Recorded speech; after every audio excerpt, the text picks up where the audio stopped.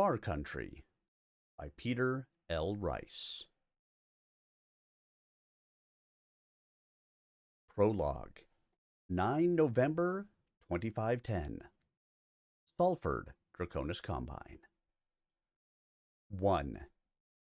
Roaring gusts of wind swept across the open landing area of Salford Station, carrying dense clouds of talcum-fine grit that attacked the troops, dropships, and vehicles gathered at the spaceport. The grit drove under the wristbands and neck rings of the troopers' uniforms, mixing with perspiration to form a slurry that scoured away layers of flesh. The only way to avoid the blasting grit was to turn away. The only way to avoid the constant abrasion was to remain motionless.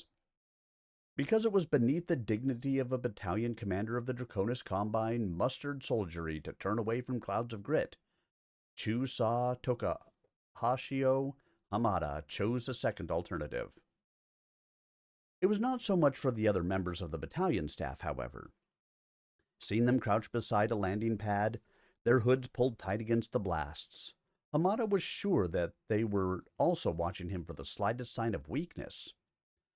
A samurai did not flinch from an armed enemy, much less an attack by mere dust. Neither did a battalion commander. Neither did a graduate of the Sun Zhang Mech Warrior Academy. And Tokashio Hamada was all three of these. Facing into the approaching cone of dust, his only acknowledgement was the slightest squinting of his eyes. The cloud passed over the landing pad, where the dropships awaited boarding by the members of the 2452nd Battalion, 5th Galadon Regulars. Along with its sister battalion, the 2452nd was loading for transshipment to Brailsford, a world only one jump away. Because of the so-called McAllister Rebellion, the Combine's military commanders had been taking the precaution of pulling troops away from the distant edge of Combine space. Hamada had known about the change for 6 months, ever since he'd first gotten wind of the orders in June of that year. Supporting the 2 combat battalions was a heavy engineer battalion, the 262nd, and a combat medical support battalion. Tokashio Hamada was not happy with the situation. His battalion's dropships, all of them Vulture class, were not being combat loaded. The ships assigned to his unit were too big to take only a single company and too small to carry 2. As a result, he'd had to break some of the companies up among the dropships. They would all be under his command once they linked with the Raiden, the Leviathan-class jump ship that would transport them across the stars. But they would be separated and scrambled during the transits to and from the jump ship awaiting them in deep space. Deployment into Brailsford would be equally confused. Hamada dreaded the thought of administrative movement. It always made the troops slip a bit.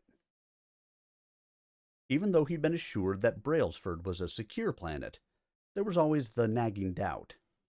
Having raised and trained the 2452nd himself, Hamada wanted to be able to hit his landing zone combat ready. These troops were his children. He didn't want to see anything happen to them. Another gust of wind scoured the landing area, and Hamada squinted against it. The loading ramp trembled under his feet as Chiha armored personnel carrier ground its way slowly up the incline. The ramps, Hamada noted, were of the older style, and not quite wide enough to take the new family of equipment. The driver was keeping the 22-ton vehicle carefully centered on the yellow line painted down the middle of the ramp.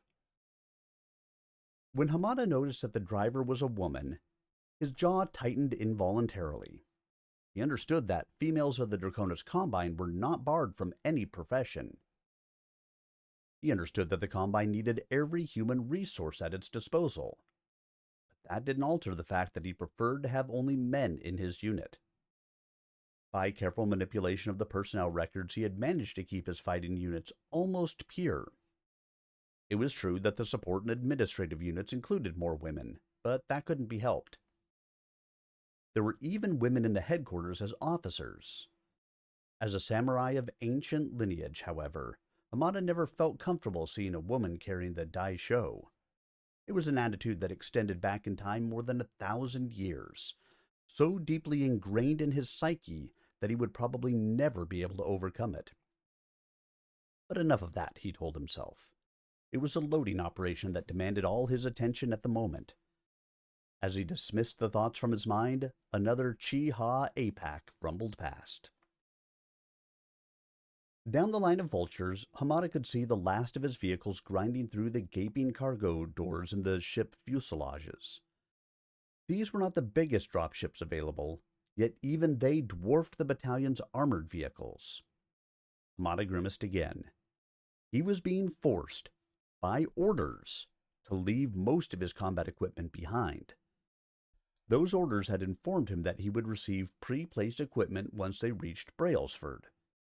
He was authorized to carry only 10% of his vehicles with him. The others he must leave on Salford for the replacement battalion, a group of green conscripts who would take his place in the garrison. Hamada hadn't commandeered the newest vehicles, regardless of their tactical value. He wasn't going to leave his best equipment to draftees. There were rumors and reports from within the Combine military about the new breed of weapon coming off the assembly lines. He'd seen pictures of those walking monsters, and he doubted whether any mechanized infantry battalion could ever hope to oppose them. Just one of those giants carried more long and short-range firepower than his entire unit could deploy. Those monster machines would surely change the face of war, and Hamada wondered if he were young enough to make the change. As the cargo doors swung shut all along the line, the loadmaster stepped onto the ramps and flashed the clear signal to the control tower. Green lights winked on above the personnel access ports. Time to load the last of the troops. Hamada turned toward the clump of staff officers, smiling inwardly to see the clump suddenly shatter like a group of chickens startled by a predator. Though he knew they'd been huddled behind the ramp for the past hour, trying to be as inconspicuous as possible, his officers immediately began to behave as though they had many important things to do. It was, of course, a charade. The battalion's officers were, for the moment, irrelevant. The civilian crews of the drop ships were in charge of loading and storage, and the troops and equipment would be stowed where they wanted, regardless of anything the battalion staff said. It gave both Commander and his staff a feeling of helplessness, but no one could do anything about it. When the Draconis Combine said that this was how it was to be, then so it was. There was no appeal. Hamada herded the staff together and prodded them onto the dropship Hideyoshi Toyotomi. The Toyotomi held the bulk of headquarters and headquarters company for the 2452nd Battalion. As he too stepped through the personnel door, Hamada was amazed by the size of the ship's interior. The Vulture-class ships were nothing more than huge caravans with tie-down points for the heavy equipment. Between the tie-downs were tiers of pipe rack bunks standing vertically against the outer hull. This ship had obviously been designed to move the maximum number of people and equipment from one point to another. The quarters were Spartan, but the adjutant had made sure the staff got the best of what was available. Hamada had the good fortune to get a single room. All the others had to share with at least one other member of the battalion. At the moment, the loudspeakers in the immense bay were spewing forth a series of commands and information, but the words were lost in the continual echo. Whoever designed the communication system must not have paid any attention to the acoustics of the place. Hamada wasn't worried about it, though. He'd heard it all before and knew the announcement was an alert to take off. He signaled those around him to find seats and buckle in. Takeoff would be abrupt, and anything or person not secured would end up plastered against the aft bulkhead or skewered on some sharp object. The staff scampered to their stations. Hamada moved to his stateroom, climbing up a broad shaft to the upper decks. He activated the sliding door to his compartment, walked across to the bunk, and lay down. He snapped the restraining straps across his chest and thighs and waited for the blast of acceleration that would hurl the dropship off the planet's surface and toward the jump ship that waited 14 days away in deep space. The launch was just as Hamada expected. The Hideyoshi Toyotomi exploded off the ground under full force. The force of the liftoff pressure pressing passengers down into their bunks and peeling lips back from teeth. It was a notable experience. Less than half an hour later, the gravity had dropped to a constant 0.9 Gs, making it possible to move around the ship. Then had come a 20-minute transition period of zero gravity, while the dropship crew computed the final vectors for marrying up with the jump ship Raiden. Hamada kept the restraining straps in place until the green gravitational light came on for the second time. Having previously experienced the sensation of weightlessness, he felt no great desire to do so again. But some members of his staff, especially the younger ones, eagerly released themselves and floated through the cargo bay, creating the normal number of accidents as some of the less experienced floaters came into contact with an immovable pipe frame. The only person Hamada needed to consult was a battalion priest to learn the outcome of the omens for the trip. When those came back as uneventful, there was nothing more to do. The dropship began to accelerate, establishing artificial gravity. Hamada waited until the green gravitational light showed the 0.7 Gs had been achieved within the cargo bay. Then hit the quick release on his harness. He gently pried himself from the bed, letting his body and his mind adjust to the reduced gravitational force and the change in orientation. As the omens had predicted, the trip was uneventful. The first 7 days went peacefully by. Now that they were halfway to the jump ship, there was another transitional period as the Toyotomi rotated to approach the starship stern first. The second half of the transit would be spent in deceleration, allowing the same 0.7 Gs of negative thrust to slow the Toyotomi as it reached the Raiden.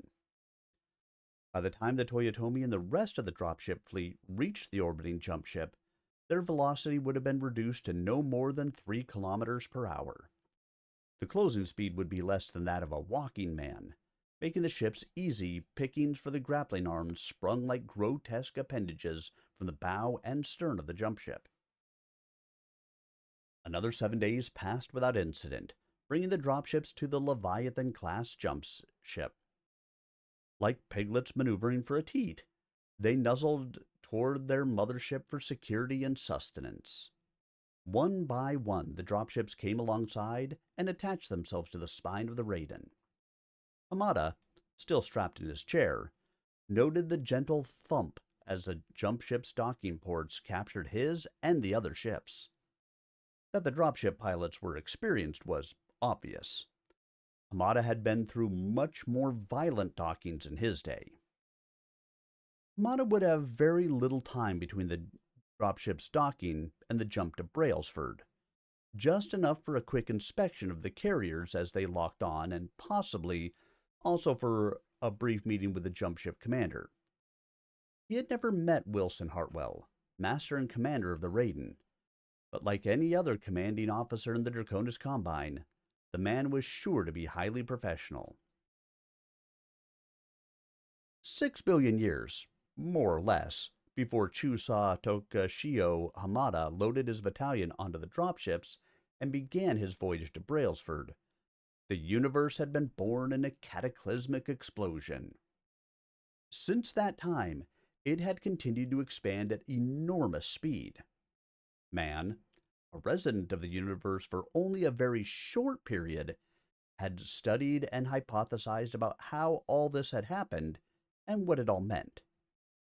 Men had made laws and rules that attempted to explain the event, and then had become convinced and complacent about what they had written.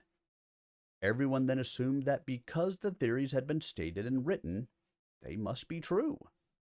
Space was thought to be rational and reasonable. Of course, some cherished theories about speed were demolished when the speed of light was first detected in the last half of the 20th century. But once destroyed and recast, the theories became laws again. There was no one, Certainly no one in the scientific community of the Draconis Combine who would question them. One of the laws dealt with the theory of jump points. Once the Zenith and Nadir jump points had been mapped and declared safe, the entire scientific community agreed with the theory and went on to other matters. A slightly myopic, but completely human attitude. But the immense forces that ripped apart the original particle of cosmic matter were unaware of the requirements and laws established by humans. Time, space, and mass changed and grew. All three parameters were in flux, and at great speeds. Compared to human existence, however, those changes were incredibly slow. The 100,000 years since Homo sapiens first emerged from the mists was a mere instant compared to the 6 billion years of the universe. The universe was, in fact, a fractured element, and the rifts and joints between the moving plates drifted across what humans called empty space. One of those cosmic rifts was now drifting through the Salford jump point. Anything encountering the rift would be hurled across great distances as though it were in a sixth dimension. If the object were very lucky, it would survive to find itself lost in an unknown place. Or perhaps if it were unlucky enough to survive, it would find itself in that unknown place. For once there would be no way for the voyagers to return. On the bridge of the Raiden, Master and Commander Wilson Hartwell watched the console as the jump ship approached its exit point. Once transition occurred, there would be no navigational work. All the plotting had been done while the ship hung near their jump point in the Salford system. It was like opening a door and stepping through. You passed from one room to the other, even though the rooms might be 30 light years apart. It was just that simple. The computer did all the navigating and plotting long before jump took place. As long as the jump point was correctly plotted, there was nothing to do but wait. The numbers on the console scrolled downward, rapidly approaching the time distance mark. Then the console registered 0, and the Draconis Combine jump ship Raiden shuddered slightly as it dissolved into the no man's land known as hyperspace.